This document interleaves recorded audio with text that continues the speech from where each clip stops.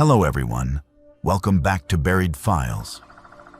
Tonight we descend into the isolated heart of America's last frontier with 7 deeply disturbing true Alaskan small-town horror stories that will make you question what happens when civilization exists only as a fragile outpost against the vast, unforgiving wilderness. These are not works of fiction, but genuine accounts from individuals who lived through experiences that defy rational explanation in communities where help is hours or days away. And the long polar nights reveal things that daylight mercifully conceals. Each story has been meticulously gathered from first-hand testimonies, cross-referenced with local records, and verified through witness accounts that share disturbing consistencies. The remote towns scattered across Alaska harbor secrets buried beneath permafrost and hidden within endless forests. Secrets that outsiders rarely survive long enough to share. From inexplicable disappearances to encounters with forces that predate modern settlement, these accounts expose the terrifying reality of life, where nature still holds absolute dominion. If you crave authentic horror content rooted in real human experience, subscribe to Buried Files and activate the notification bell so you never miss our deep investigations into cases the world has forgotten. After hearing these harrowing testimonies, share your own unexplained encounters in the comments below. Now brace yourself as we venture into Alaska's most disturbing small-town mysteries.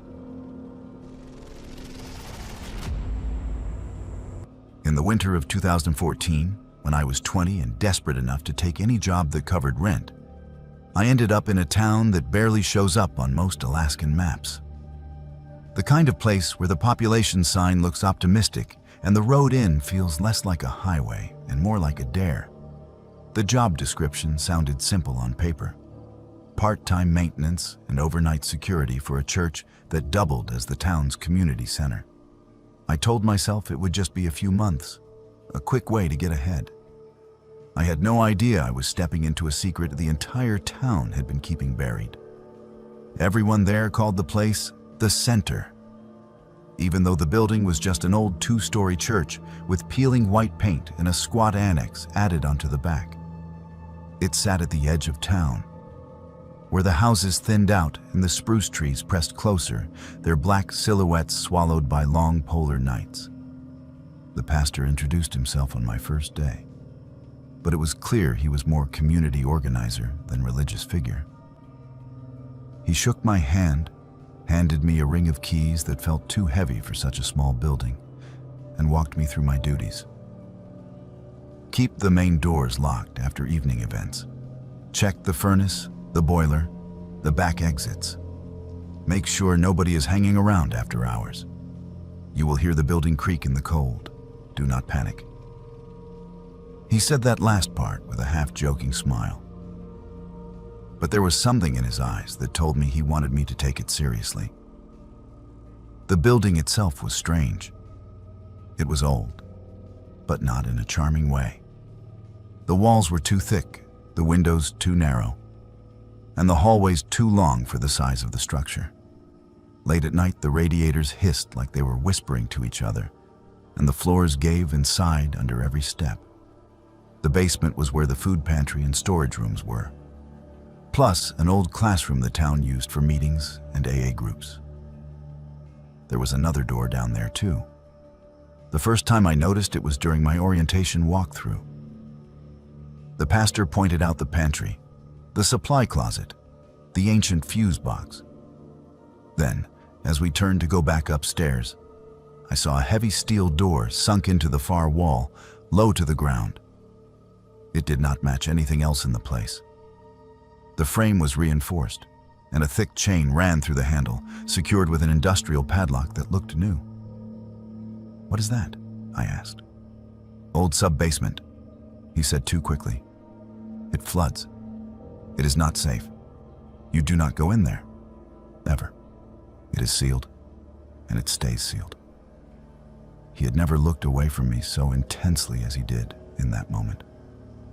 I laughed nervously and said, "Sure, whatever, not my business." He He did not laugh back. My schedule settled into a rhythm fast. The center hosted kids' programs during the day, community meals twice a week, and the occasional late-night gathering when storms cut the power to half the town and people needed a warm place to charge phones and waited out. My shift started in the afternoon and ran into the night. Most of the time, it was boring. I mopped floors, shoveled snow, checked doors. Isolation wrapped around the building like a second skin. The town itself felt split down the middle. On one side were the younger families and fishermen who treated me like any other outsider. Polite, distant, curious from a safe distance.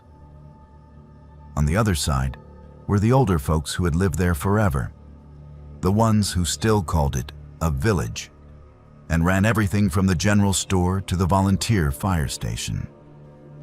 Those were the ones who really owned the center, even if the pastor's name was technically on the paperwork.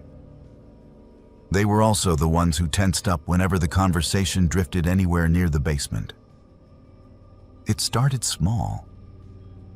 One evening, I was checking the pantry inventory and noticed that some of the donated canned goods did not line up with the log sheets.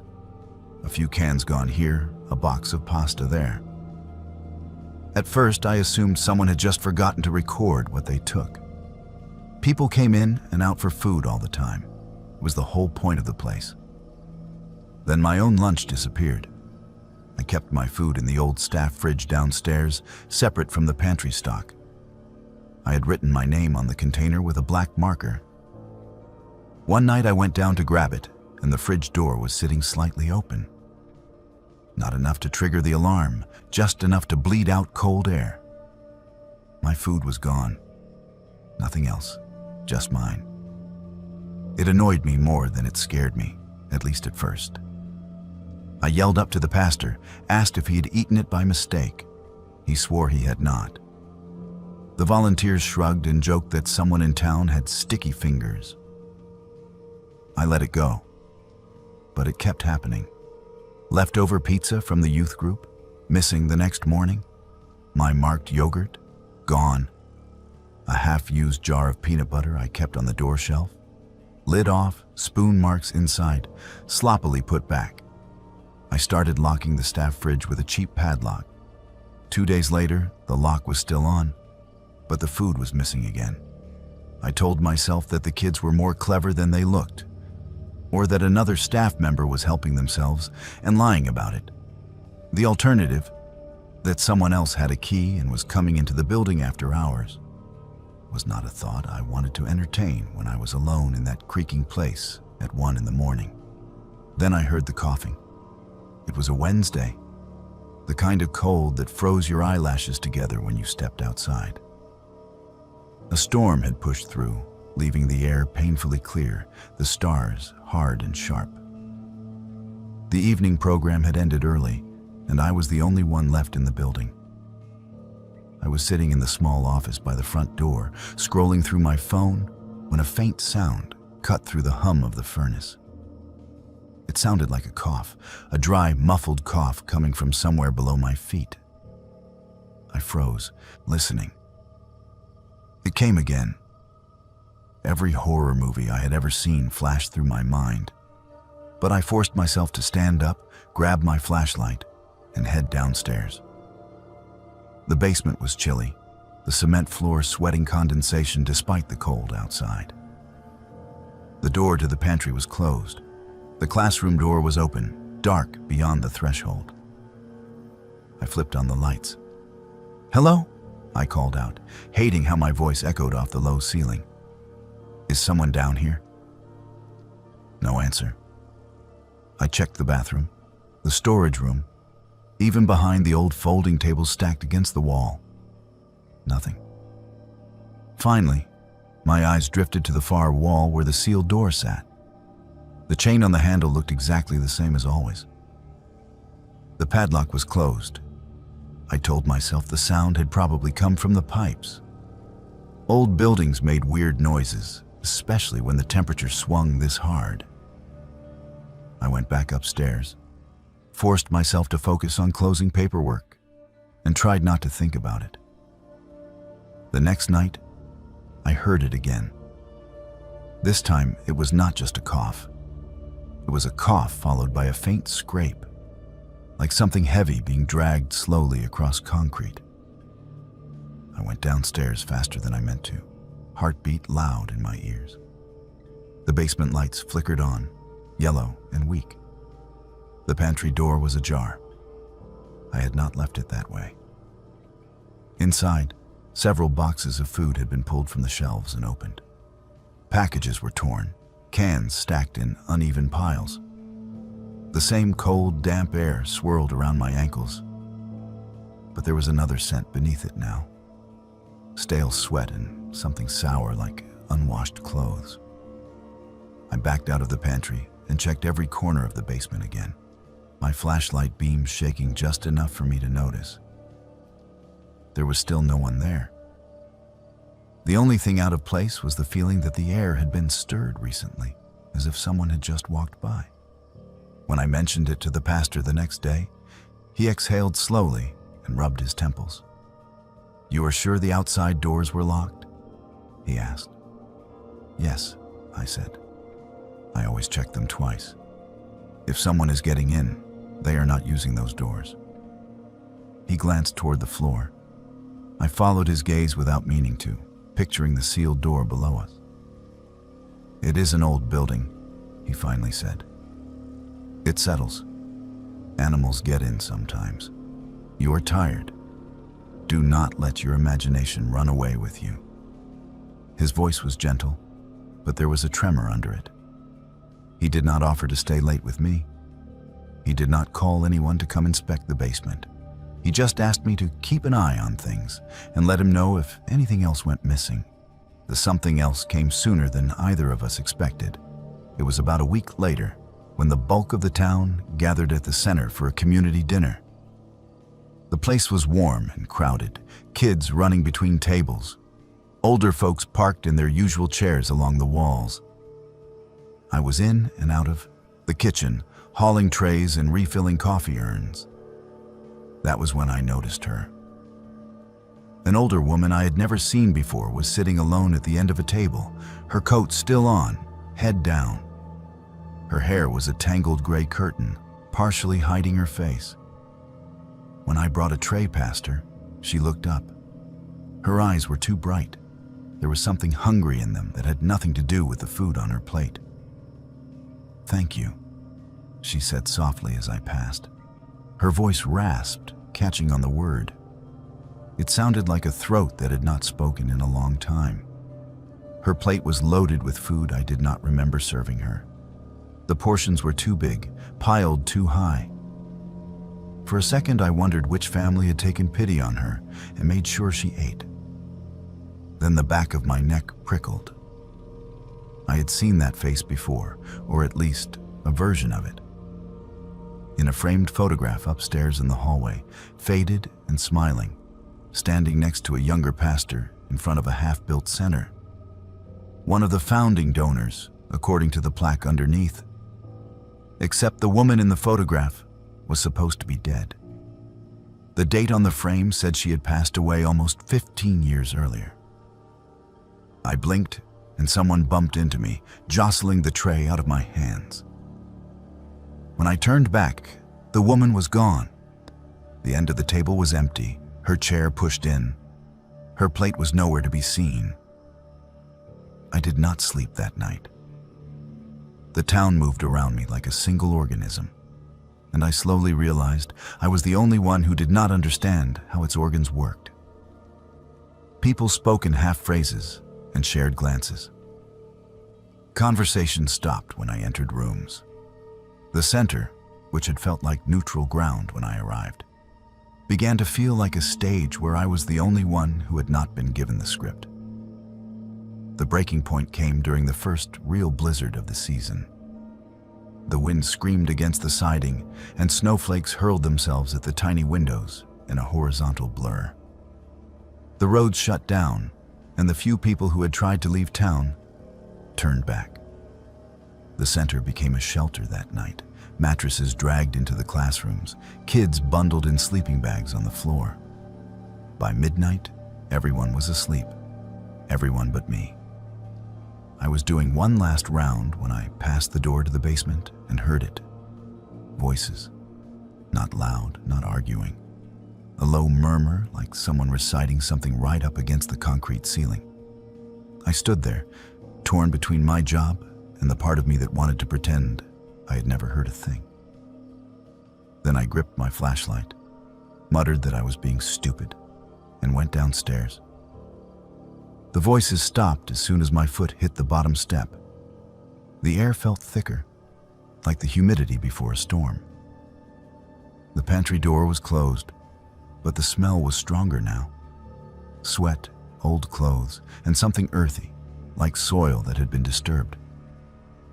That was when I saw the chain. It hung from the handle of the sealed door, ends dangling loose. The padlock lay on the floor a foot away, snapped cleanly open. The door itself was slightly ajar. There are moments when your body moves before your brain decides.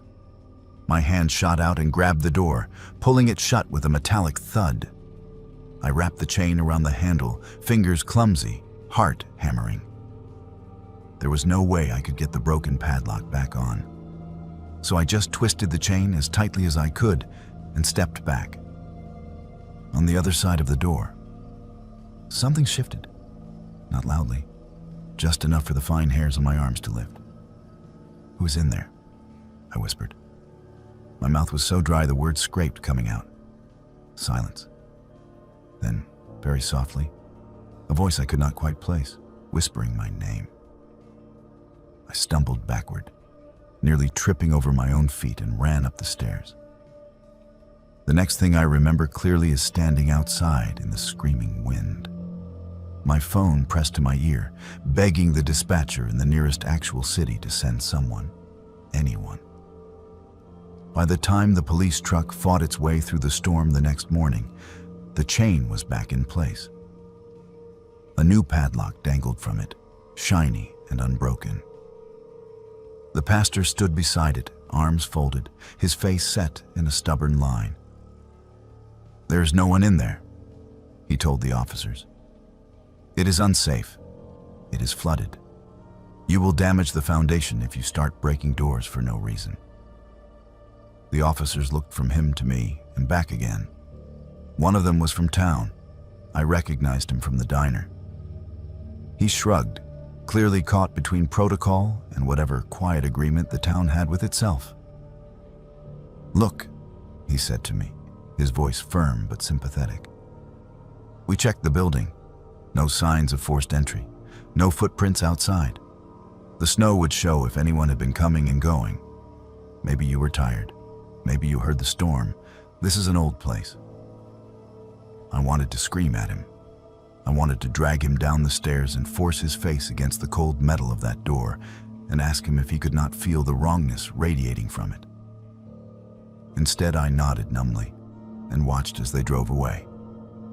After that, nothing was the same. The pastor became colder with me, less patient. Some of the older townsfolk stopped greeting me at all. At the same time, the strange activity in the building slowed. No more missing food, no more coughing from below, no more voices. It was as if whoever or whatever had been living under our feet had gotten the message and gone quiet, or learned to be more careful. I finished my contract. I told them I would not be renewing. The pastor did not argue. When I left, he took the heavy ring of keys from my hand and removed one, just one, before dropping the rest into his pocket. I did not need to ask which key it was. Years later, I still dream about that basement. I dream about the chain, the open padlock, the door that never should have moved. I dream about the town gathered above, sleeping peacefully while something waited below them, fed and hidden and protected by people who claim to be afraid of evil. The worst part is not knowing how long it had been there, listening to every meeting, every confession, every whispered argument through the thin ceiling of the floor I walked on. The worst part is realizing that I was never in on the secret, because I was never supposed to stay long enough to become part of it. When I think about that town now, I do not picture the snow or the mountains or the dark streets. I picture that door, that chain, that voice saying my name like it already owned it. And I know deep down that whatever is buried in that permafrost basement is not the only thing the town is determined to keep out of sight.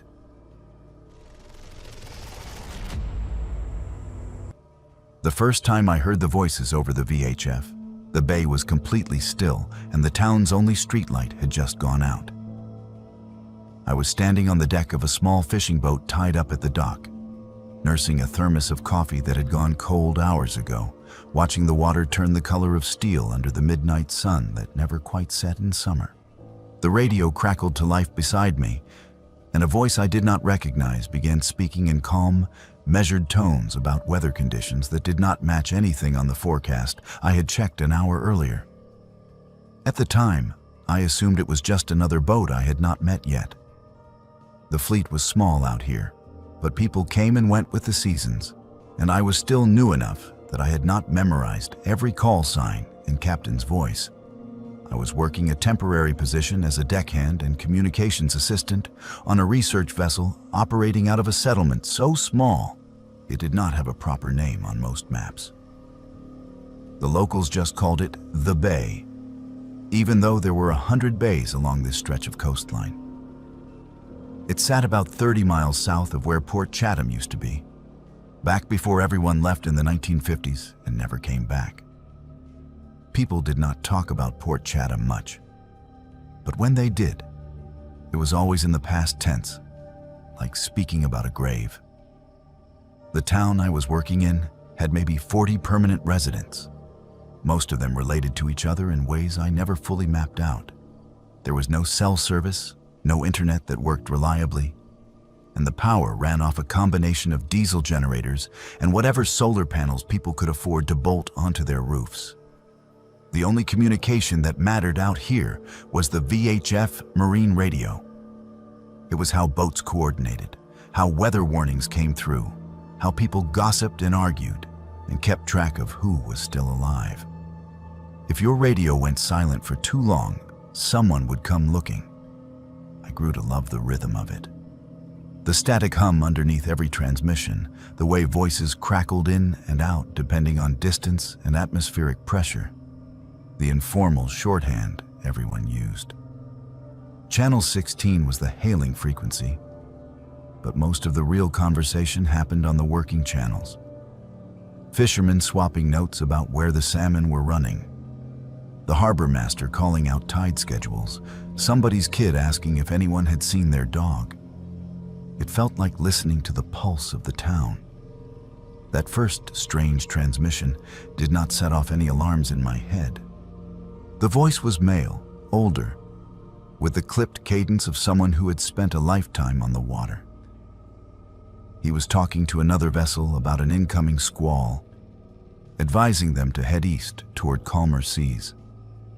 The details were specific. Wind speed, wave height, visibility dropping to less than a quarter mile. I checked my weather app out of habit, but the forecast still showed clear skies for the next 72 hours. I shrugged it off. Maybe he was farther out than I thought, picking up a system that had not reached us yet. I switched channels and went back to my work. It happened again 3 nights later. This time I was alone in the cabin of the research boat, logging data from the day's collections. The radio sat on the shelf above the navigation desk, volume low, but always on. Around 11 at night, a woman's voice came through, asking for a position check. She gave a set of coordinates and a vessel name I did not recognize. Another voice, this one younger and male, responded with his own position. They talked for maybe 2 minutes, discussing fuel levels and a broken bilge pump. And then the transmission ended. I wrote down the call signs on a scrap of paper, planning to ask the captain about them in the morning. When I did, he stared at the names for a long time, then handed the paper back to me without saying anything. "Do you know them?" I asked. "I knew them," he said quietly. "That boat went down in 1987. I thought he was messing with me. He had that kind of humor, dry and delivered with a straight face. But when I laughed, he did not laugh back. He just turned and walked out of the cabin, leaving me standing there with the paper still in my hand. I did not want to believe him. I told myself there were a dozen reasonable explanations. Old call signs getting reused, someone playing a prank with recordings, atmospheric conditions bouncing signals from hundreds of miles away. But when I asked around the docks later that day, the few people willing to talk about it gave me the same look the captain had.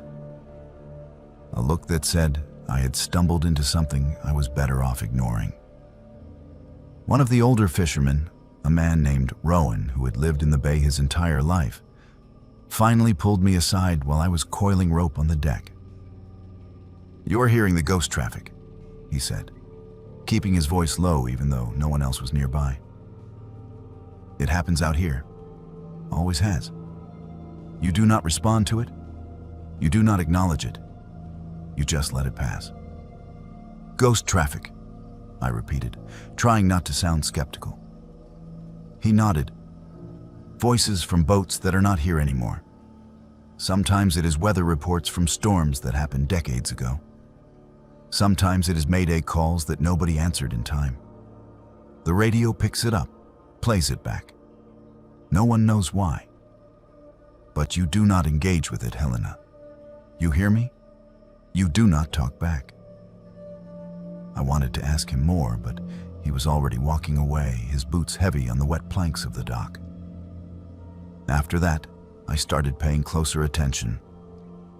I kept a notebook next to the radio and wrote down every strange transmission I heard. Dates, times, call signs, fragments of conversation. Some of them were mundane. A man asking his deckhand to check the engine oil. A woman humming while she waited for a response that never came. Others were unsettling in ways I could not quite explain. Conversations that looped back on themselves, repeating the same phrases over and over. Voices that sounded too flat, too mechanical, like someone reading from a script they did not understand. And then there were the ones that mentioned the bay by name. The first time it happened, I was on shore, sitting in the cramped little building that served as the harbor office. The radio on the desk crackled, and a voice I had never heard before said, "This is the vessel Clearwater, 5 miles west of the bay. We have lost visual on the marker, boys. Requesting guidance." I grabbed the microphone without thinking, ready to respond. But Rowan was suddenly there, his hand clamping down on my wrist. "Do not," he said. The voice on the radio continued. "Repeat, this is Clearwater. Can anyone at the bay confirm buoy positions? We are taking on water. Need immediate assistance." My heart was pounding. Someone has to answer them. They are in trouble. Rowan's grip tightened.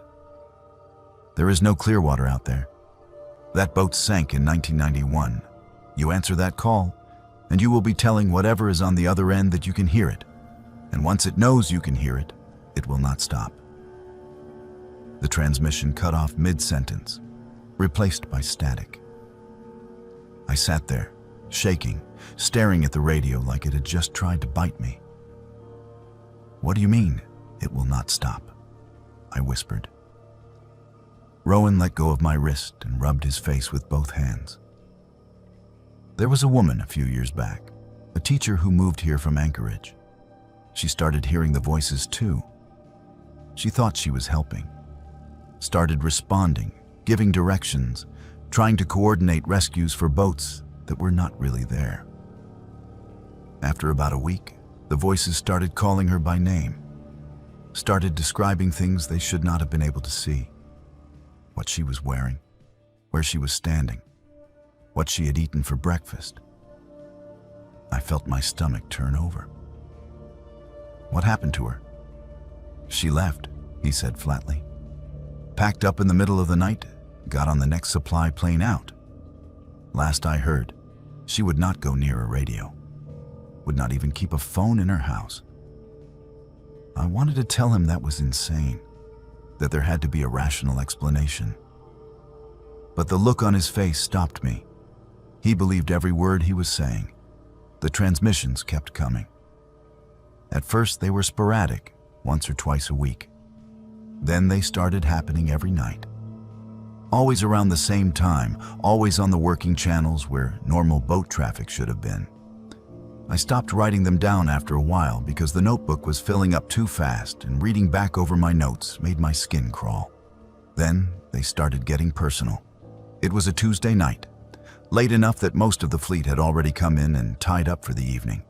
I was on the research boat, alone, finishing up a maintenance checklist before heading to the bunkhouse on shore.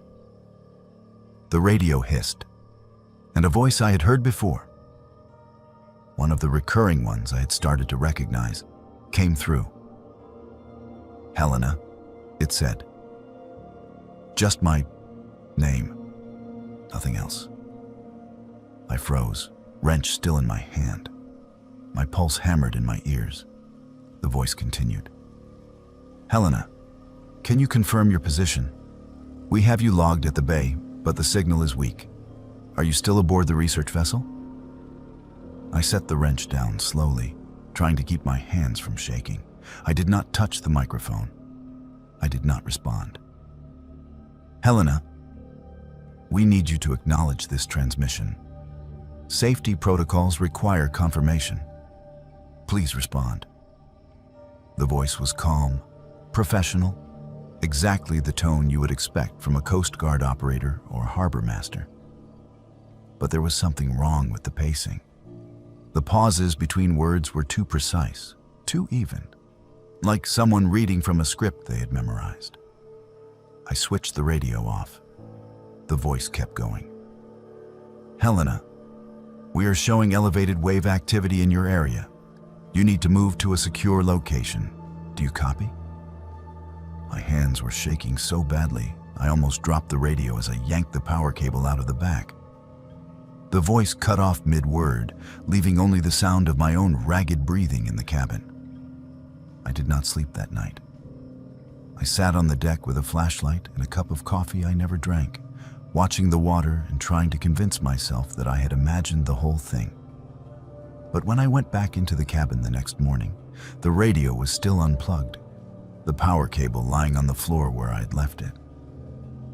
I told Rowan what had happened. He listened without interrupting, his jaw tight. "You need to leave," he said when I finished. "I have 2 more weeks on my contract." "Helena." He said my name the way you would speak to a child about to touch a hot stove. "You need to leave. Today. Now. Whatever is out there, it is locked onto you. It knows your name. It knows where you are. The longer you stay, the worse it will get." "What do you mean, worse?" He looked past me, out at the water. There was a kid, maybe 10 years ago. Started hearing his own voice on the radio, giving him directions, telling him to take his father's boat out into the bay at night. He did it twice before his parents figured out what was happening and sent him to live with relatives in Juneau. He still will not go near the ocean. I felt cold all over despite the heavy jacket I was wearing. Are you saying something is trying to lure people out onto the water? I am saying that the voices do not just replay the past. They learn. They adapt. And once they have your attention, they will do whatever it takes to get you to respond. I tried to rationalize it. I tried to tell myself that there was some kind of signal interference, some phenomenon that nobody had documented yet. But the fear in Rowan's eyes was real, and I knew he was not the kind of man who scared easily. I made arrangements to leave on the next supply flight, which was not for another 3 days. During that time, I avoided the radio. I stayed off the boats as much as I could, sleeping in the bunkhouse on shore and keeping my distance from anything with a transmitter. But on the second night, I woke up to the sound of my own voice. It was coming from the portable VHF radio that one of the other deckhands kept on the shelf above his bunk. I had not even known it was there, much less that it was on. My voice, thin and crackling with static, was talking to someone I could not hear. Yes, I copy. I am heading out now. Should I take the skiff or the motorboat? I sat up so fast I nearly hit my head on the bunk above me. The other deckhand was snoring softly, completely unaware. I crossed the small room in 2 steps and grabbed the radio, switching it off and yanking the battery out. The voice kept talking. Understood. I will meet you at the marker buoy. How long until you arrive? I threw the radio across the room. It hit the wall and clattered to the floor, pieces of plastic scattering. The voice finally stopped. I did not tell anyone. I did not wait for the supply flight. I packed my bag, paid a fisherman twice what the trip was worth to take me to the nearest town with an airstrip, and got on the first plane that would carry me south. I have not been back to the bay since. I still think about it sometimes, late at night when I cannot sleep. I think about the voices and what they wanted. Whether they were echoes of something that had already happened, or warnings of something that had not happened yet. Whether they were trying to help or trying to harm. But mostly I think about the last thing I heard before I threw that radio against the wall. My own voice, calm and steady, saying, I will meet you at the marker buoy. I have never owned a boat. I have never been to any marker buoy.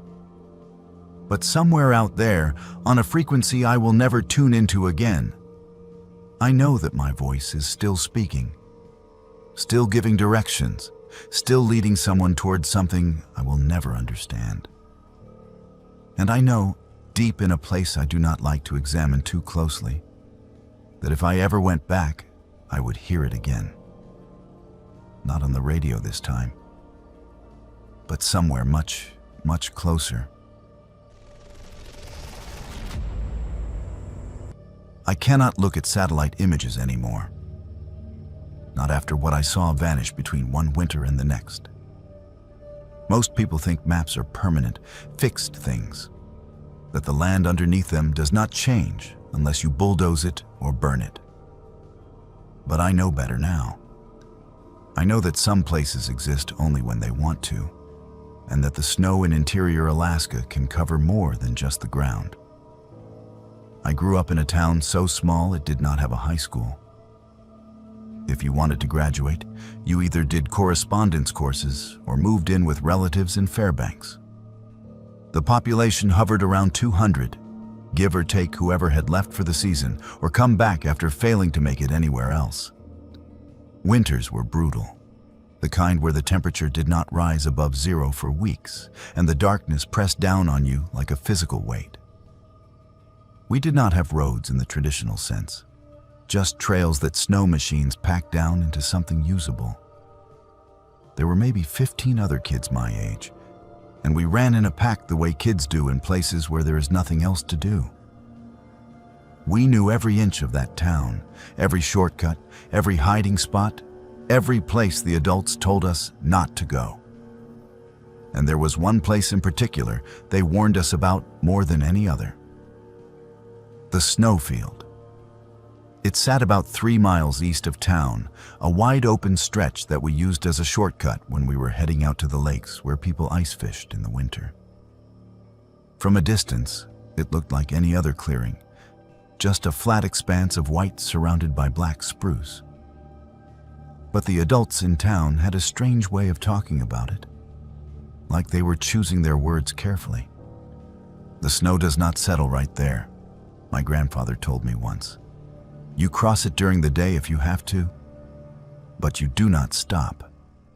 And you sure as hell do not cross it at night. When I asked him why, he just shook his head and said it was a young person's job to listen, not to question. Of course, That made us want to cross it at night even more. It was Julian's idea. He was a year older than me, the kind of kid who took dares too seriously and had a scar on his chin from the last time he had ignored a warning. We were 16, bored out of our minds, and convinced we were smarter than every adult who had ever tried to scare us into behaving. A group of us decided to ride our snow machines out to the ice fishing cabins one evening in late February, right around the time when the days were starting to stretch a little longer, but the nights were still cold enough to freeze spit before it hit the ground. The plan was to meet at Julian's house, load up our machines, and head out around 6 in the evening. It was already dark by then, the kind of total darkness you only get in the Arctic winter when the sky is a black sheet and the stars look like holes punched in it. There were 5 of us. Me, Julian, his cousin Lydia, and 2 other kids whose names I have not spoken out loud in years. We rode in a line, headlights cutting through the darkness, the noise of the engines swallowing any chance of conversation. The cold bit through every layer of clothing, turning our breath into clouds that whipped away behind us. I remember feeling invincible, the way you do when you are young and stupid and have not yet learned that some warnings are not about control. They are about survival. The snowfield appeared ahead of us, a pale smudge against the darker line of trees. Julian slowed as we approached the edge, and the rest of us pulled up beside him. He killed his engine, and one by one, we did the same. The silence that followed was so complete, it felt like the world had stopped breathing. "Still want to do this?" Lydia asked. Her voice sounded small in the vastness around us. Julian grinned, his face half hidden by his balaclava. "It is just snow. Let us go." He fired up his machine and took off across the field without waiting for a response.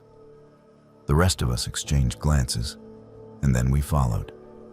Because that is what you do when you are 16 and your friends are already moving. The snow was smooth under our tracks, almost too smooth, like it had been groomed. Our headlights bounced across the surface, throwing long shadows that twisted and stretched in ways that made my eyes hurt. I was third in line, keeping my focus on the red taillight of the machine in front of me, trying not to think about how far we were from the tree line on either side. That was when Julian's engine cut out. His machine coasted to a stop in the middle of the field, and he turned to look back at us, confusion clear even from a distance. Lydia pulled up beside him, and I stopped a few feet away. The last 2 machines idled behind me, their engines a low rumble that I could feel in my chest. "What happened?" I shouted over the noise. Julian was already off his machine, checking the engine. "I do not know.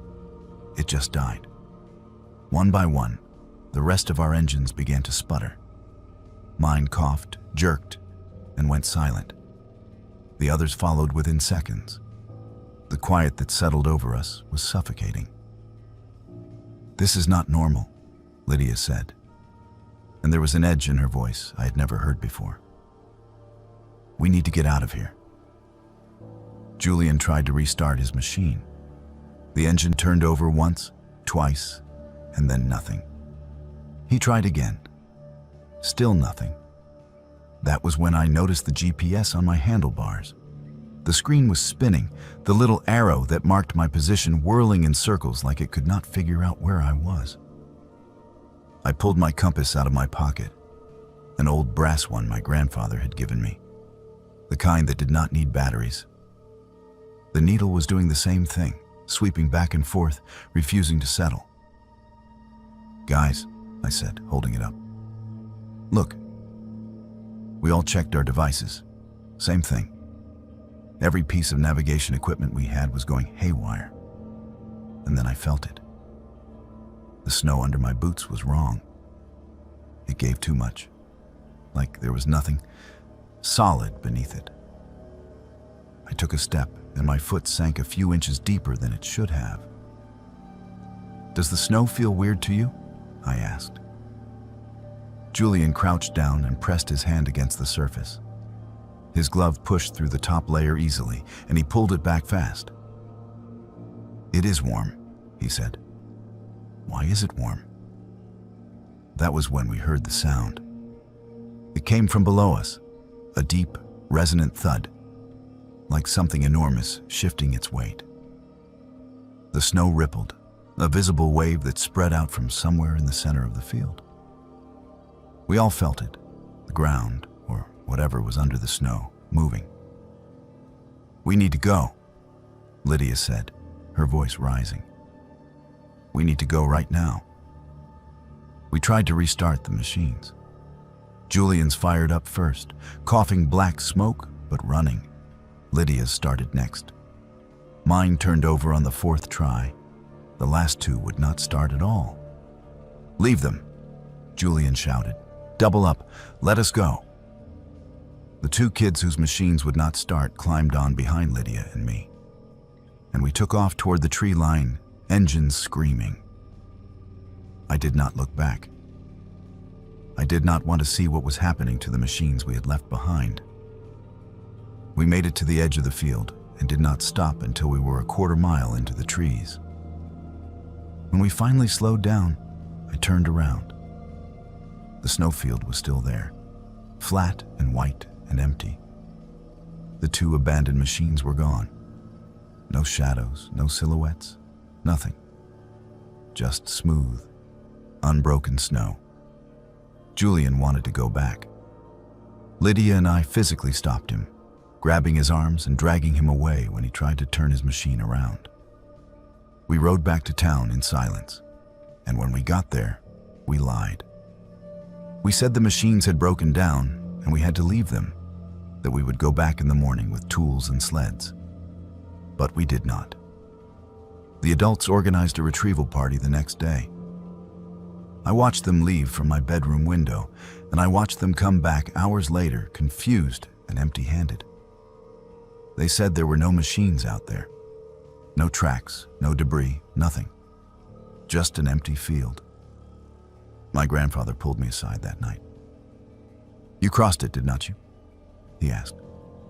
I nodded. He closed his eyes for a long moment, and when he opened them, they were sad. "You are lucky," he said quietly. "Whatever is under that snow, it let you go. Do not test it again." I left town 2 years later for college and never moved back. But a few years ago, when I was working remotely and feeling nostalgic, I pulled up satellite images of home on my computer. I wanted to see the old trails, the places we used to ride, maybe even the snowfield. I found the town easily.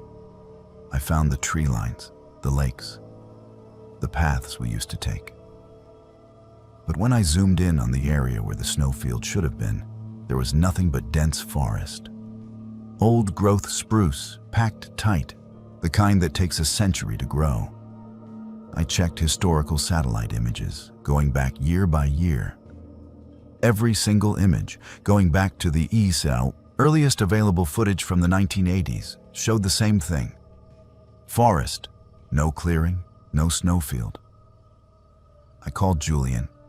He still lived in Fairbanks, working construction. When I told him what I had found, he was quiet for a long time. "I still have the keys," he finally said. "The keys to the machine I left out there. They are in a drawer in my kitchen. I look at them sometimes and I think I am losing my mind." "You are not," I said. "Then what were we riding across, Helena? If that place does not exist, what the hell were we riding across?" I did not have an answer. I still do not. I keep those satellite images saved on my hard drive, and sometimes late at night I pull them up and stare at them, trying to reconcile what I saw with my own eyes against what the maps say is true. The forest is there, dense and unbroken in every single frame. But I know what I felt. I know what I heard. And I know that somewhere, in a drawer in a kitchen in Fairbanks, there is a set of keys to a machine that never came home. I do not go home for the holidays anymore. I make excuses, say I am too busy, that the flights are too expensive.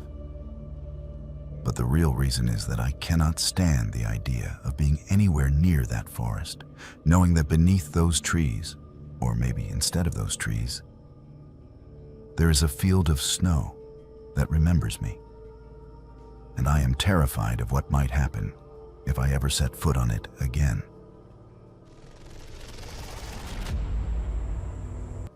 I know everyone thinks small towns are safer.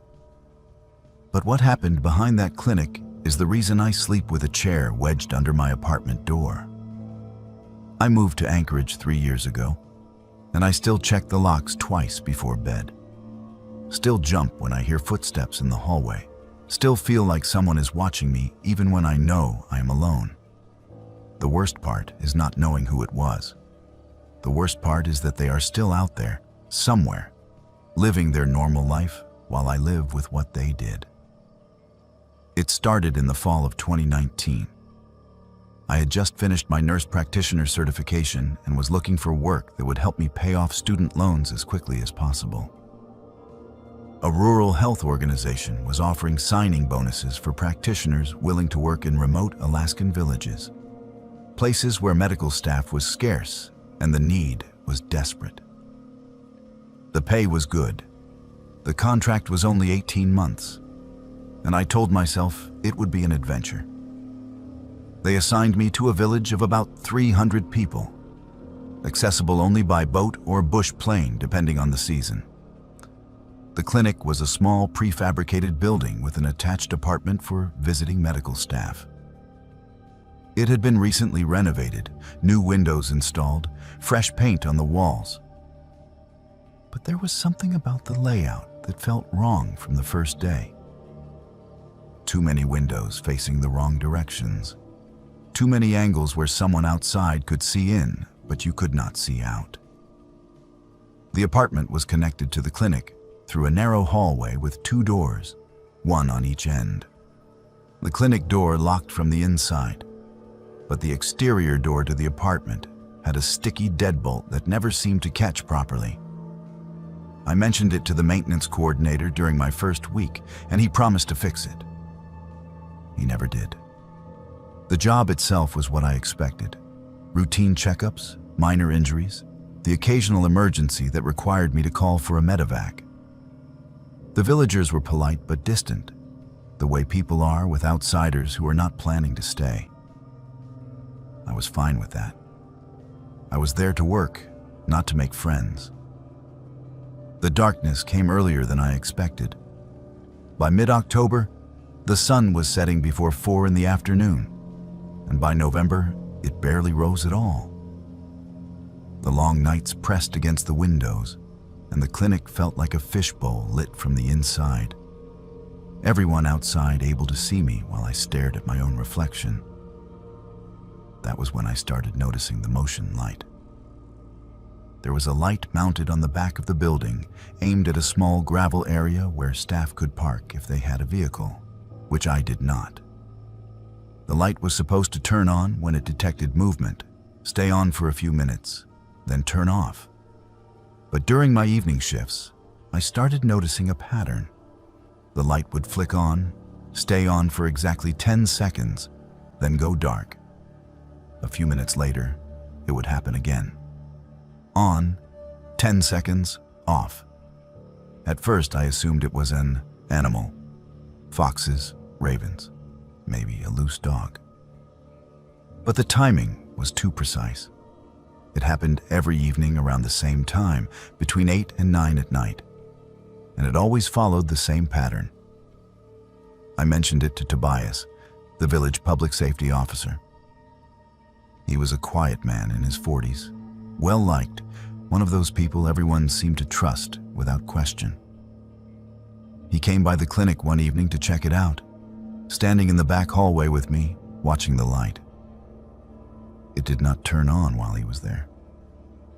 "Probably just a loose wire," he said, shrugging. "I will have someone look at it." No one ever did. A week later, I found the first note. It was in my staff mailbox, a slot built into the wall near the clinic entrance where people could drop off paperwork or messages. The note was handwritten on a torn piece of lined paper, folded in half. You should close your curtains before you shower. No signature. No indication of who had left it. My stomach dropped.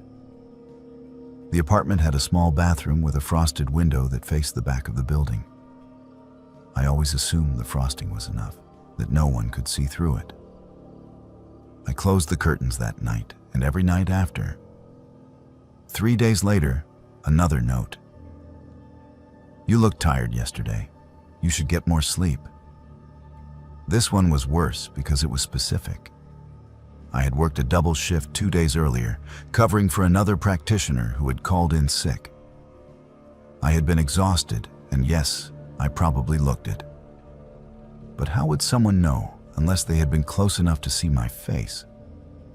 I brought both notes to Tobias. He read them, frowned, and asked if I had noticed anyone hanging around the clinic. No, I said, but someone is watching me. I will ask around, he said, folding the notes and putting them in his pocket. In the meantime, keep your doors locked. Call me if anything else happens. I did keep my doors locked.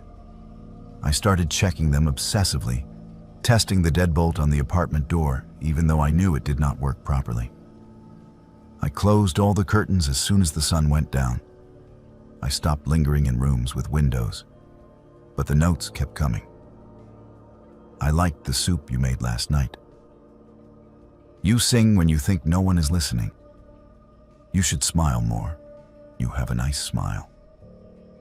Each one was worse than the last, not because they were threatening, but because they were intimate.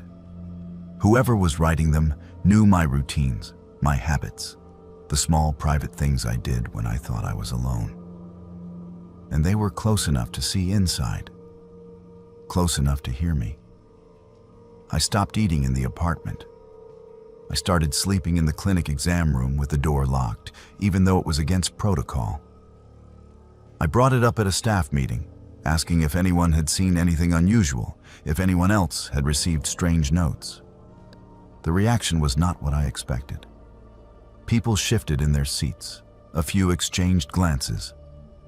The administrative coordinator, a woman who had lived in the village her entire life, cleared her throat and said that maybe I was stressed, that rural life was not for everyone, that sometimes isolation could make people imagine things.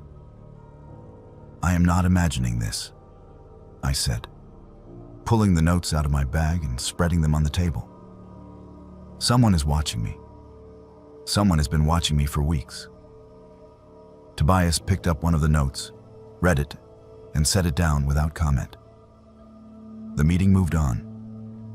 That was when I realized that people knew, or at least suspected. And for whatever reason, they were choosing not to help. I started setting traps, small things. I left my apartment light on when I went to the clinic, then checked to see if anything had been moved. I sprinkled powder on the doorframe to see if anyone had opened it. I set up my phone to record video in the apartment while I was working. The powder was disturbed. Items in my closet were moved. But the video always cut out after an hour. The battery drained even though it had been fully charged. Someone had access. Someone had a key. The breaking point came on a night in early December. I was finishing up paperwork in the clinic when I heard a sound from the back hallway. A soft scrape, like someone dragging their hand along the wall. I froze, listening. The sound stopped. I stood up slowly, grabbed a pair of bandage scissors from the desk, and walked toward the hallway. The clinic door was closed. The apartment door beyond it was closed. Everything looked normal. Except the frosted window in the bathroom was glowing. Someone had turned on the light inside. I had not been in the apartment for hours. I ran. I did not grab my coat, did not lock the door behind me, just ran out the front of the clinic and down the gravel road toward the nearest house. I pounded on the door until someone answered. a middle-aged man I recognized from the grocery co-op. "Someone is in my apartment," I said, breathless and shaking. "Please, you have to call Tobias." The man stared at me for a long moment, then stepped aside and let me in. Tobias arrived 20 minutes later. He searched the apartment and the clinic, checked the locks, looked under beds and inside closets. He found nothing. No sign of forced entry, no evidence that anyone had been there. But when we went into the bathroom, the light was off. And on the mirror, written in the condensation, were 3 words. "I see you." Tobias wiped it away with his sleeve before I could take a picture. He told me it was probably a prank, that kids in the village sometimes did things like this. But his voice was tight, and he would not look at me. I left the next day. I called the health organization, told them I was terminating my contract for personal reasons, and took the first flight out. I did not pack everything. I left half my belongings in that apartment because I could not stand the idea of spending another night there. 2 months later, I got a call from the organization. They asked if I would be willing to speak to the police. Another practitioner, a man who had taken over my position, had reported a similar pattern of notes and surveillance. He had set up a hidden camera in his apartment and caught someone entering with a key. They would not tell me who it was.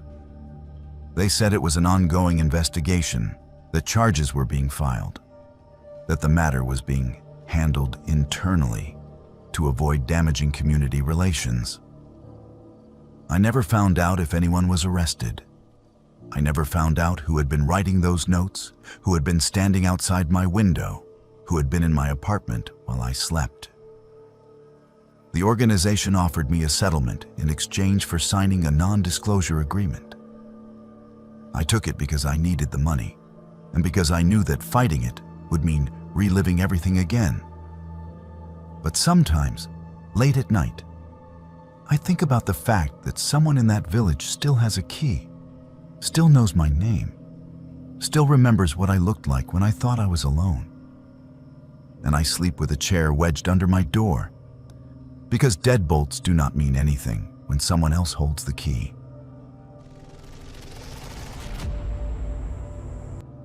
My grandfather always said the snow could read you better than any friend, and that in our village, something else read the snow.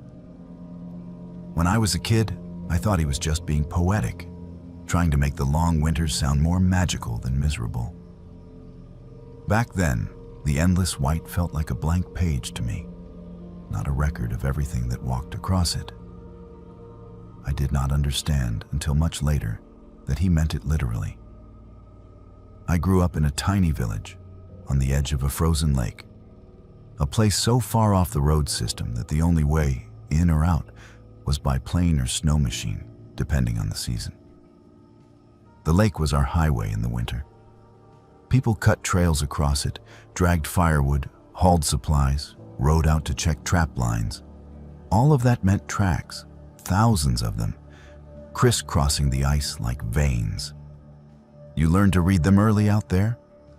Which direction someone is going, how fast they were moving, whether they were carrying something heavy or just out for a ride. But there was one rule everyone repeated whenever the first real snow fell and stuck. Do not walk alone across the lake after dark. The elders said it like you might say, do not drink antifreeze, or do not sleep in a running car in a closed garage. Not as superstition, but as basic survival. If you had to cross at night, you took a machine and you never went alone. Ever. They never told us exactly why. Just stories that sounded more like warnings for children than anything else. Tracks changing overnight. Footprints that led out and never came back. My grandfather kept it simpler. Some things follow the tracks, he told me once when I was about 8. And some things make their own. I laughed and said that was what wolves did. He did not laugh back. The first man who vanished was a trapper named Tom. He was the kind of person everyone in town just assumed was immortal because he always came back, no matter how bad the storm or how thin the ice had been. He lived alone in a cabin a couple miles down the shore, and every winter he walked the same route out onto the lake to check his sets. Everyone recognized his boots, even from a distance. Old, patched in places with duct tape, the soles worn in a way you could spot instantly. One morning in January, he did not come back. At first, nobody panicked. It was not unusual for him to spend a night or two at one of his outlying cabins if the weather turned. But by the second day, people were worried. By the third, half the village was out on the ice, following his trail. I remember standing on the shore, holding my grandfather's hand, watching them go. The air was so clear that voices carried all the way back. I saw my uncle bending over, pointing at the snow, then straightening up fast like he had been shocked. Tom's tracks led out from the shore in a straight, steady line. Then, about 100 yards out, they just stopped. Not veered off, not faded gradually, stopped. One last pair of boot prints pressed into the snow, and then nothing beyond them. No sign of a fall, no disturbance, no broken ice. The surface around that final step was smooth and undisturbed, as if he had stepped onto a solid floor and then vanished. They drilled test holes in the ice around that spot, convinced there had to be something, a hidden spring, a weak patch, anything. The ice was over 2 feet thick, solid, safe. They marked the place with willow branches and brought everyone back in as the sun went down. I remember the way the adults' faces looked, tight and gray, like they were trying not to show us how scared they were. They never found his body. The next morning, new tracks appeared. They started at the spot where Tom's boot prints ended. No one saw them form. No one heard anything during the night. But when the first snow machines went down to check the markers, they found a fresh trail leading from that bare patch of snow back toward shore. The boots were the same size as Tom's, but the way they were set was wrong. Too far apart, like whoever was walking did not quite understand how long a human stride should be. Some steps sank deep, others barely pressed the surface, as if the weight behind them kept changing. The tracks went right up to the edge of the lake and then followed the shoreline toward town. By afternoon, the whole village knew. The trail wound between houses, pausing in places that made the hair on the back of my neck stand up, even as a kid who did not fully get it. Under bedroom windows, beside back doors, behind the clinic. The prints would stop there for 2 or 3 steps, dug in like someone had stood and watched for a long time, then move on. The adults tried to act like it was just drifting snow playing tricks or kids messing around, but their behavior betrayed them. Elders went out with spruce branches, brushing over the tracks, breaking the pattern, muttering under their breath in languages my generation had not bothered to learn. That night, every curtain in the village was drawn tight before the sky even got fully dark. The next morning, there were more tracks. These were not boot prints. They were longer, narrower, almost like someone had walked heel to toe in some kind of flat-soled shoe, but deeper than any human weight should have sunk. They wove through town in loops and spirals, crossing themselves, creating patterns that made my eyes hurt if I stared too long. Wherever they passed, they blurred the tracks beneath, so you could not tell what had been there before. They did not start from the lake. They did not end anywhere. They just appeared, as if someone had lowered a huge stamp from the sky and pressed it into the snow in random places. When the sun went down that evening, my grandfather locked the door, something he usually did only as a formality. "Stay inside," he told me. "If you hear anything, you do not look out the window." Is it an animal? I asked. Part of me wanted it to be an animal I could understand. Animals had rules. He looked at me for a long time, and for the first time in my life, I thought he might actually lie. It is something that reads tracks, he said instead. And now it knows ours. That night, I lay awake listening to the house creak and settle. Sometime after midnight, I heard crunching outside. The soft, unmistakable sound of feet moving slowly over snow. Not the staccato of a running dog. Not the heavy drag of a snow machine being pushed. Slow, deliberate steps. They stopped beneath my bedroom window. I did not move. I did not breathe. I waited for a knock that never came, for a voice that never spoke. The air in my room felt thick, like I was underwater. I knew with absolute bone-deep certainty that if I pulled back the curtain and looked out, something would be looking back at me.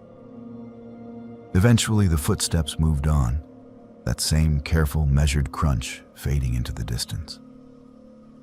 In the morning, there were prints under my window, not boots.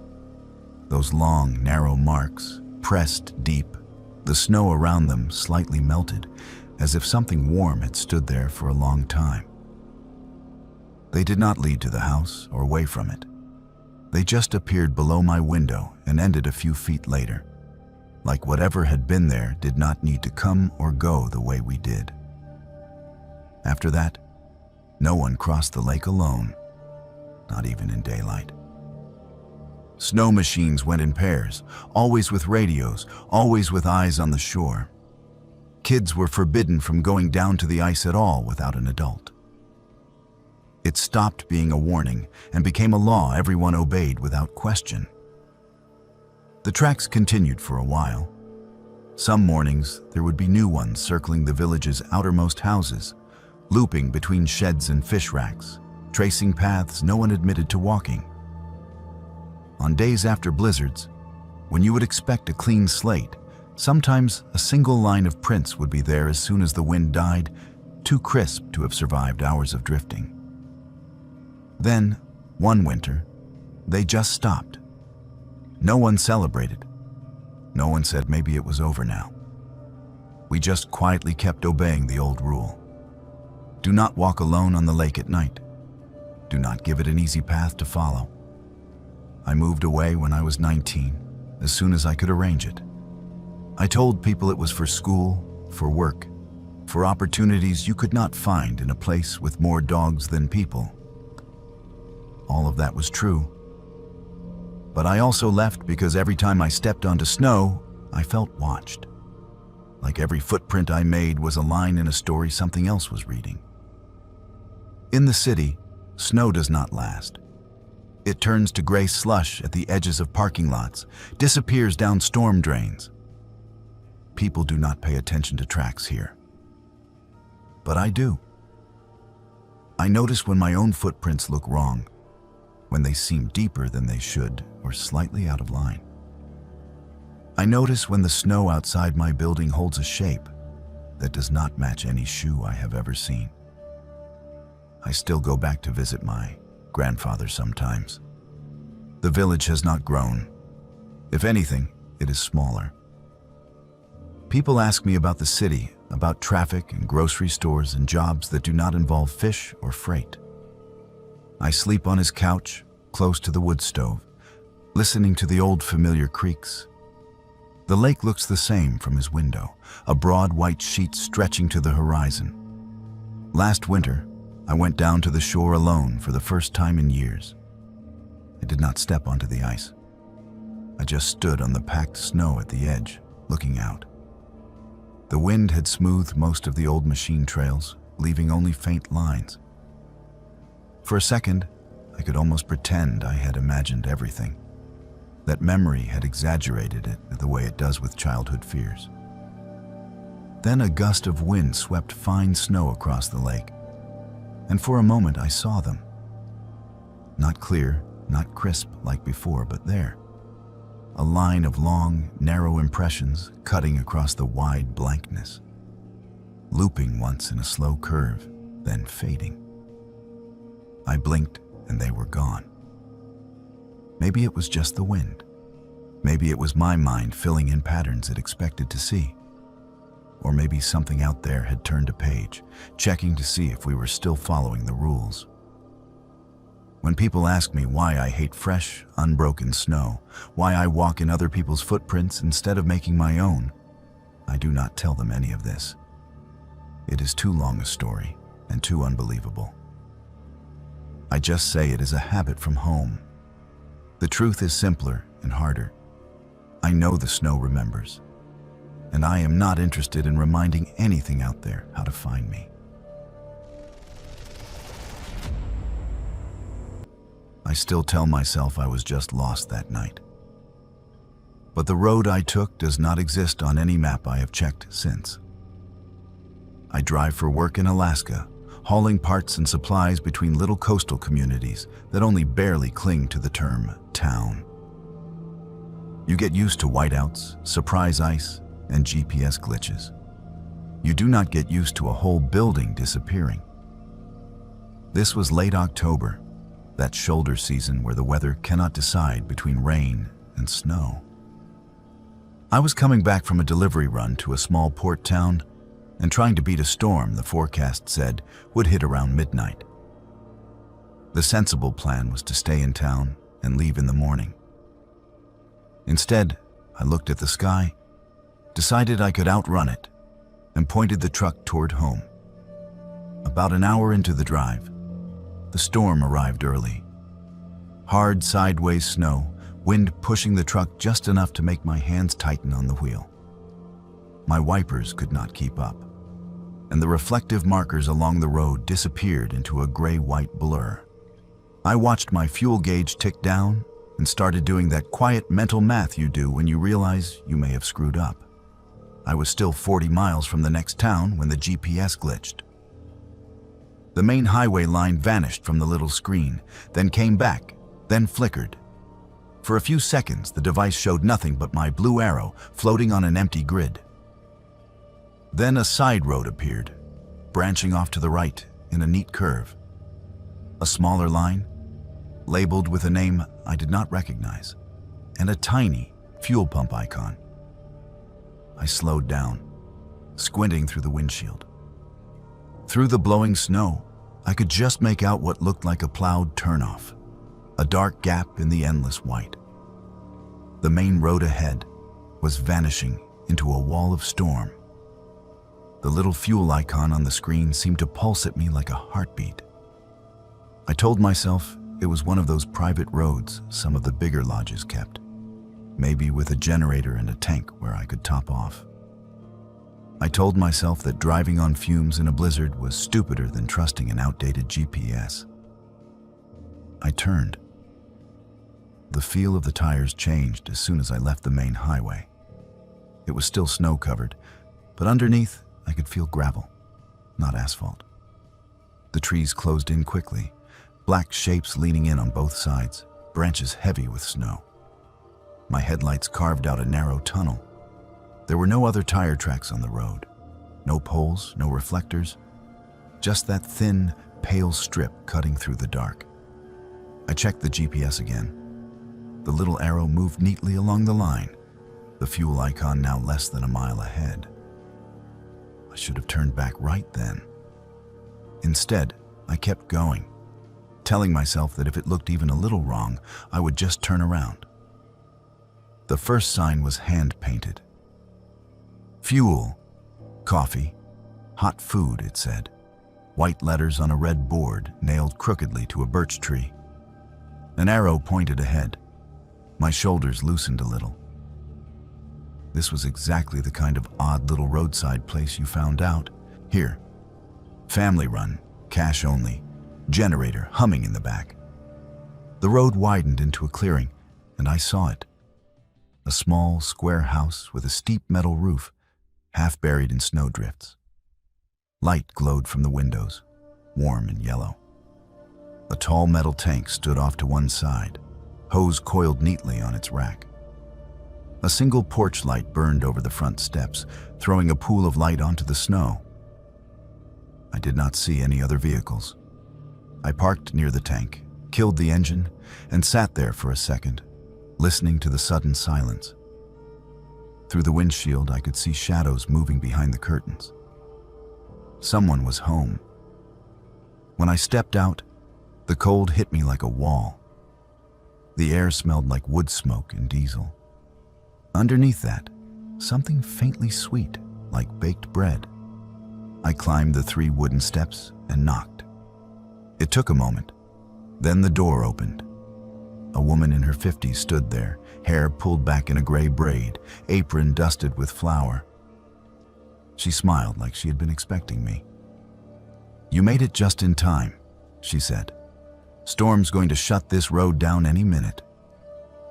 Her confidence that there even was a road to shut down should have bothered me more than it did. Inside, the house was almost painfully cozy.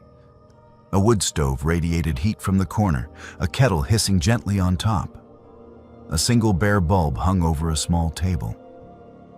There were 2 mugs on it already, steam curling from both, as if she had poured one for herself and one for someone else who had not arrived yet. A man sat in a chair by the window, hands folded in his lap. He looked to be around the same age as the woman, hair thinning, face deeply lined. He did not stand up when I came in, just watched me with an expression I could not read. "You are soaked," the woman said. "Sit down. I will get you coffee. You can tell us where you are headed." I hesitated, but the warmth and the smell of something baking were too much. I sat. The chair creaked under my weight. The man's eyes followed me the whole way. "Roads bad out there?" he asked. "Zero visibility," I said. I was starting to worry about gas. "Good thing you saw the sign," the woman said, setting a mug in front of me. "We do not get many this late in the season." Her hands were steady. Mine were not. We talked for a few minutes. They introduced themselves as William and Isolde. No last names, no explanation of how long they had been there. When I asked, they said a while and changed the subject. They knew about the port town I had just left. They knew about the storm warnings. They knew the name of the company logo on my jacket without me pointing it out. At some point, I realized I had not heard a generator. The lights hummed with that faint electrical buzz you get from grid power, but there were no lines on the poles outside. I told myself the generator was out back, muffled by snow. "You can fuel up before you leave," William said.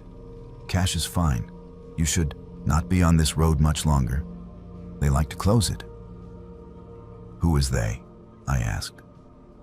He smiled, but there was nothing friendly in it. "People who do not like strangers getting lost." Something about the way he said "lost" made the hairs on my arms stand up. The woman brought out a plate of cookies, still warm, dusted with powdered sugar. They smelled incredible. She insisted I take some for the road, wrapping them in wax paper and pressing the bundle into my hand. "Long drive ahead," she said. "Sugar helps." I noticed her fingers as she did it. Clean, nails trimmed, but with faint dark smudges that looked like old ink or soot ground into the creases. The same smudges were on the man's hands, on the door frame, on the edge of the table. The kettle whistled. For a second, over the sound, I thought I heard something else, like a muffled voice coming from somewhere below us. The floor under my chair felt slightly hollow, like there was space beneath it. "How far is it back to the main highway?" I asked. "Not far," William said. "You will be back on familiar ground before you know it." He said it too quickly. The woman's eyes flicked to his face and away. I stood up. "I should get going while the gap in the storm holds. How much for the fuel?" "40, he said, without even asking how much I planned to take. I paid him. The cash disappeared into his apron pocket without a receipt. When I stepped outside, the wind had died down. Snow still fell, but more gently, swirling in the light from the porch. The tank worked. Fuel gurgled into my truck's tank, cold and real, and exactly what I needed. The house glowed behind me, windows opaque. I realized I had not seen a single photograph on the walls inside. No family pictures, no calendars, nothing to mark time. When I slid back into the driver's seat and looked at the GPS, the little road line that had led me here was gone. The screen showed my arrows sitting in empty gray space, no junctions, no icons, nothing. I did not go back to the door. I did not knock to ask. I turned the truck around and drove back the way I had come, following my own fresh tire tracks until the main highway appeared out of the dark like I had never left it. The storm hammered the truck the whole way home, but I made it. I ate one of the cookies at a gas station just outside town. It tasted fine, maybe a little too sweet. I threw the rest away. There was a faint powder on the wax paper that did not look like sugar when I looked at it under the harsh fluorescent lights. A few days later, I tried to find the road again on a map. Nothing. I updated my GPS software. Still nothing. I asked a couple of drivers who had been running that route for years if they had ever seen a fuel stop tucked back in the trees in that stretch. They all gave me the same answer. There is nothing out there but forest and swamp. Sometimes I wonder if they were lying, the way people in small towns lie to outsiders to keep their own secrets. Other times, I think about the hollow feel of that floor, the ink on their hands, the way the GPS line appeared just when I needed it and vanished as soon as I left. I still drive that highway.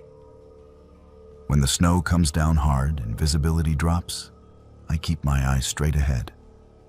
If a side road appears in my headlights, cutting through the trees with a hand-painted sign promising fuel and coffee, I will not turn this time. Some places help you when you are desperate. Some places are just very patient traps. You would think being the only tourist in an Alaskan town for 3 weeks would make you unforgettable. But I almost disappeared there without anyone really noticing. I went up after a breakup, convinced that a small coastal town in the off-season would be the perfect place to reset. No crowds, cheap room, endless gray ocean to stare at until my brain quieted down. It sounded peaceful when I booked the trip. It did not feel peaceful by the time I left. The town was small enough that you could walk from one end to the other in 20 minutes. In the summer, cruise ships anchored offshore and tenders ferried people in to buy souvenirs and salmon plates and handmade crafts. By late September, all of that was over. When I arrived, the last gift shop was boarding up its windows. The only place still renting rooms was a 3-story lodge perched above the harbor, half hotel and half bar. The owner, a woman in her 60s named Marjorie, greeted me like I was a problem she had already decided to tolerate. She checked me in, handed me a brass key with a heavy tag that said 204, and told me that breakfast was at 7. The bar closed when she felt like it, and there would be no housekeeping unless I asked. There will not be anyone else on this floor, she added, so try not to burn the place down. I laughed. She did not. At first, being the only tourist was exactly what I wanted. I could take long walks along the shoreline without dodging people taking photos. I spent hours in the empty diner, nursing coffee refills while the waitress told me stories about winter storms that had ripped boats from their moorings like toys. People learned my name quickly. They knew where I was staying, what I ordered, how I took my coffee. It felt small and contained and safe. Then I started noticing how much they knew. One evening, on my 5th or 6th day, I went down to the bar in the lodge. There were maybe 8 people there, all locals, half of them in orange bib overalls that still smelled faintly of fish. The television over the bar played a muted hockey game. I ordered a drink, and before I could sit down, one of the men at the bar raised his glass toward me. "How was the overlook?" he asked. "Fog lifted up there, or are you still staring at clouds?" I froze. I had gone to the overlook that afternoon, a little cliff path about a mile outside town. I had not told anyone I was going. I had not posted about it, had not even taken a photo. I felt my face twist into a polite smile. "Foggy," I said. "How did you know I went?" He shrugged. "You are the only one dumb enough to walk that way in this weather. We see when you leave." Everyone laughed like it was a harmless joke. Maybe it was. At the time, it just felt like small-town awareness. People notice things when there is nothing else to do. The first real crack in that illusion came a couple of nights later. I had been at the bar again, staying later than I meant to, letting myself get pulled into a dice game at one of the corner tables. When I finally went upstairs, the hallway was dark and quiet. My room was at the far end, overlooking the harbor. I unlocked the door, stepped inside, and knew immediately that something was wrong. Nothing was obviously out of place. My bag sat where I had left it. My jacket hung on the back of the chair, the bed covers slightly rumpled from where I had tossed my book that morning. But the air felt different, like someone had just been there. There was a faint smell of soap that was not mine. I checked the door again. The deadbolt was still set. The chain was still latched the way I had left it when I went downstairs. The window was locked. I told myself I was being paranoid. I went to brush my teeth, reached into my toiletry bag, and noticed my toothbrush was wet. I had not used it since that morning. I stood there in the tiny bathroom, toothbrush in my hand, heart pounding. I checked my bag more closely. My clothes were folded differently than I remembered. The zipper on the side pocket was left halfway open. My phone charger, which I always left coiled in the same spot, was lying stretched out across the floor. The next day, I convinced myself it had been housekeeping, even though Marjorie had said they did not come unless requested. I went down to the front desk and asked anyway. "No one has been in your room," she said, eyes not quite meeting mine. "We do not clean unless someone leaves." I laughed it off, said it must have been my imagination. But I watched her closely as I spoke. Her jaw tightened almost imperceptibly. After that, I started paying attention to the little things. The glass on the nightstand would be a few inches to the left in the evening. My boots, which I kicked off haphazardly near the door, would be neatly lined up when I woke up. I left my book open face down on the bed and came back to find it closed, with the bookmark moved forward a chapter I had not read. There were notes too, but not the written kind. Comments. In the diner one afternoon, the waitress smiled and asked, "Sleep any better last night? You did not toss and turn so much." She said it like a throwaway line, already turning to refill someone else's coffee, but my hand tightened on the mug hard enough that it sloshed. "How would you know that?" I asked. She looked puzzled. "Thin walls in that old place. We hear everything," she said. "Do not worry, nobody cares." Except they did. You could feel it in the way conversation stopped when I walked past. In the way people watched me cross the street, their eyes tracking me a little too long. In a bigger place, you can disappear into the crowd. Here, I was the only variable, the only new thing. I told myself they were just curious, maybe lonely, maybe bored. It worked until the night I found the room. It was raining hard, the kind of cold coastal rain that soaks you through no matter how good your jacket is. The power had flickered twice. I had gone downstairs to ask if I should expect an outage. and Marjorie had told me they had a backup generator and not to worry. On my way back up, I did something I had not done yet.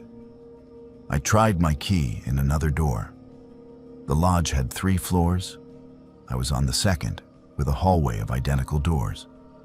I had never seen anyone else go into or out of any of them. On an impulse I still cannot fully explain, I stopped at the door across from mine and slid my key into the lock. It turned. The door opened easily. The room inside was dim, the curtains drawn. It was not empty. A single suitcase sat on the luggage rack, half packed, clothes folded in careful stacks.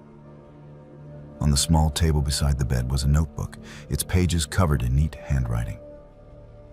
I took one step into the room and read the name on the first page, written in big letters, Nathan, my name. Under it, in neat columns, were notes. My arrival date, the time I usually came down for breakfast, the length of my morning walks, phrases like prefers to sit by window and does not lock balcony door until late. There were little underlined sections. Ideal time, shower 9:15 p.m., bar crowded, hallway empty. My vision tunneled. I flipped through more pages. Each one was more detailed than the last. There were sketches of the lodge floor plan, timetables, a list titled Weaknesses that made my skin crawl. Drinks quickly, trusts staff, always alone. I felt the air shift behind me and spun around. Marjorie was standing in the doorway, holding a laundry basket. "You should not be in here," she said. Her voice was calm, but something cold and sharp moved underneath it. "What is this?" I demanded, holding up the notebook. "Why does this have my name on it?" She stared at the notebook for a long moment, then shrugged one shoulder. "People write things," she said. "Plans, stories. You were not supposed to see that." "Whose room is this?" I asked. She did not answer. Instead, she stepped aside and gestured toward the hallway. "You need to go back to your room, Nathan," she said. "Now." I left. I took the notebook with me. I do not know why I did not go straight out the front door and keep running. Shock, maybe. Or the knowledge that the last ferry had left hours ago. And there was no bus, no train, nothing to carry me away in the middle of that storm. In my room, I locked the door, wedged the chair under the handle, and read. The earlier pages were not about me. They were about someone else. Another man, a tourist who had stayed in the lodge the previous winter. Same structure, same kind of notes, routines, habits, weaknesses. The final entry about him was short. Too cautious. Never alone outside. Try again next season. There were blank pages between his section and mine, as if whoever wrote it had been waiting. I did not sleep. I sat in the chair with my back to the wall, listening. Once, around 2 a.m, I heard footsteps stop outside my door. The handle turned against the resistance of the wedged chair. There was a pause, then the soft scrape of fingers against wood. I held my breath until the footsteps moved on. At first light, I packed what I could and left the rest. I did not check out. I did not say goodbye.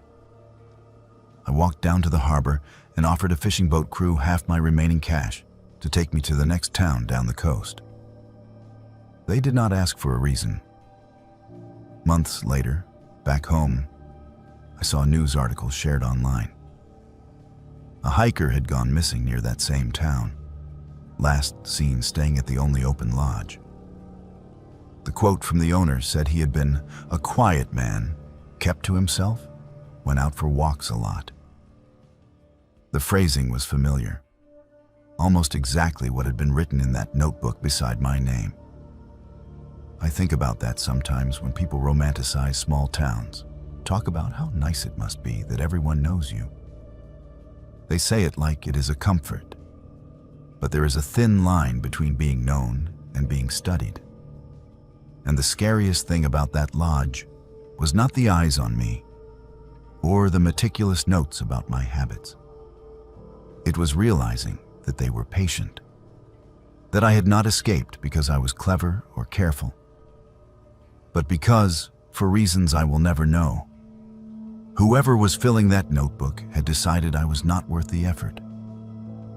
And somewhere, in a drawer in that lodge, or under a mattress, or hidden behind a panel in the wall, there is still a notebook with my name on it, waiting for the right season.